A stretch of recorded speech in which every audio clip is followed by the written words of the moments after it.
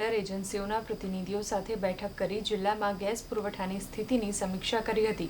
કલેક્ટરે સ્પષ્ટ જણાવ્યું કે જિલ્લામાં ગેસ સિલિન્ડરનો પૂરતો જથ્થો ઉપલબ્ધ છે અને લોકોને પેનિક કરવાની કે ખોટી અફવાઓમાં આવવાની કોઈ જરૂર નથી.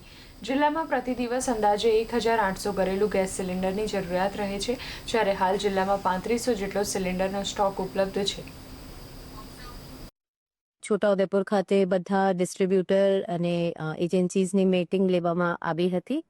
એમાં બધા પાસેથી કેટલા એમના પાસે સ્ટોક છે અને કેટલી માંગણી છે એના રિવ્યૂ કરવામાં આવ્યું છે અને અત્યારે જેટલી માંગણી છે એના માટે પૂરતું સ્ટોક એક્ઝિસ્ટ એમના પાસે કરે છે અને એસેન્શિયલ કોમોડિટીઝ એક્ટ મુજબ કોઈએ કઈ પ્રકારના સંગ્રહ નથી કરવાનું, આ બધા સૂચનો એમને આપવામાં આવ્યું છે. અને જેટલા ડોમેસ્ટિક સિલિન્ડર્સ છે આ ડોમેસ્ટિક પર્પઝ માટે જ યુઝ થાય, કમર્શિયલ માટે યુઝ નહીં થાય, આ બધા કાળજી રાખવામાં આવશે એવી રીતે ઇન્સ્ટ્રક્શન્સ આપવામાં આવ્યું છે.